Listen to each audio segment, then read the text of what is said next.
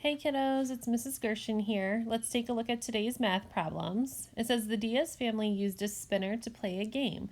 The spinner was in the shape of a circle. Each section of the spinner was 1/4 of the whole circle. Which picture shows a spinner that the Diaz family used? So looking at our circles, we'll look at A first. You can see here that the circle is cut into thirds, so we can take that possibility out. C, we have fourths because we have 4 pieces. So where the spinner is pointing could be 1 piece out of the 4. So we're going to hold on to that. B also has 4 pieces. However, we know with fractions that the pieces have to be equal size. So we have to get rid of that one.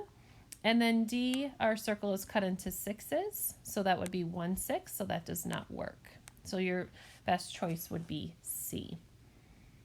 Let's take a look at the next problem. This is an interesting one. So we have to find which fraction is equivalent to 4 wholes. The best thing that you can do here is actually to draw the 4 wholes. So ultimately what I need in the end is I need all 4 of those holes colored in. I can automatically eliminate A because A is less than 1 hole, so it cannot equal 4 holes. C also equals 1 hole because we know when the numerator and the denominator are the same, that equals 1 hole, so we can get rid of that too. So I want to show you the choices for B and D.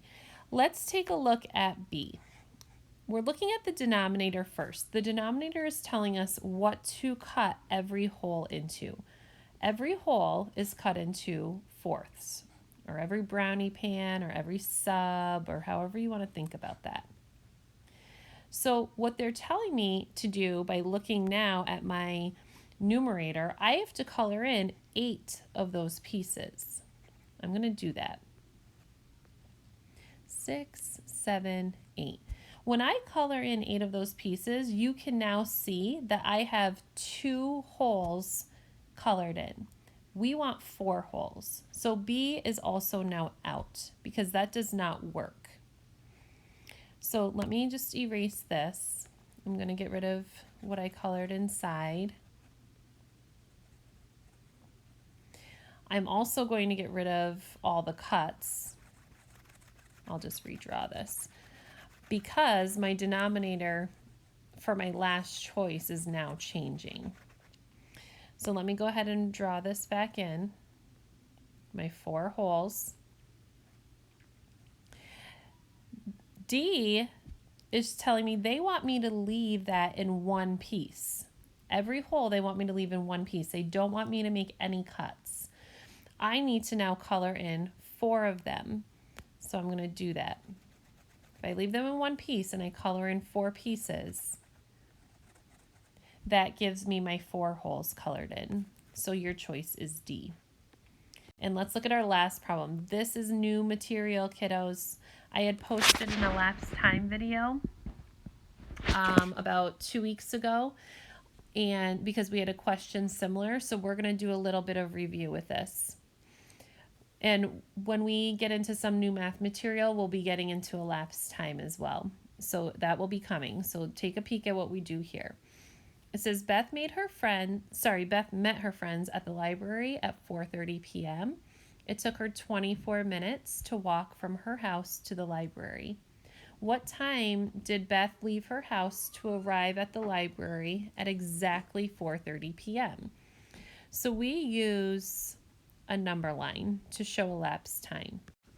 So looking at this problem, knowing that she gets to the library at 4:30, our number lines for elapsed time have a start and an end. We have to decide what information are we given. We're given the end time here. We know that she got there at 4:30. We need to go backwards. We need to find out what time she left her house. So we have to go back 24 minutes. On an elapsed time number line, we use a couple different symbols. We use our mountains, those equal 1 hour. We use hills, which could count as tens or 5 minutes. And then we use rocks for minutes. Okay, so if I have 24 minutes here, I can jump back 24 minutes on the number line. I can do that. I'm not going to use mountains today because we have no hours. But I can use my tens and I can use my ones. So I'm going to do that. I'm going to go back 10 minutes and 20 minutes. I'm going to put tens in there because each of those jumps are worth 10 so I can keep track. I'm going to write the times down. If I go backwards 10 minutes from 4:30, that's going to be 4:20. If I go back another 10 minutes, that's going to be 4:10. Now I've gone 20 minutes so far. I need to go 24 minutes. So now I can do little rocks. 1 minute,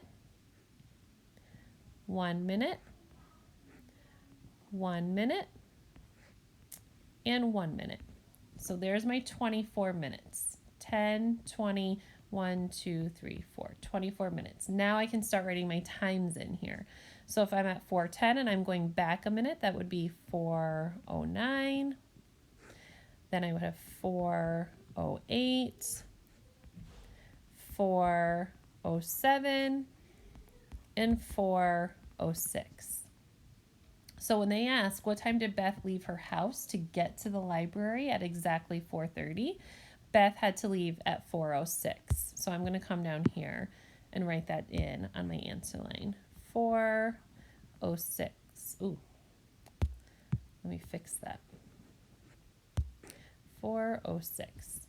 So Beth would have left at 4:06. That's how we can use elapsed time on a number line. You can go forwards if we have the start time, or you can go backwards if we have the end time. All right, kiddos, check over your work, and we will chat with you soon.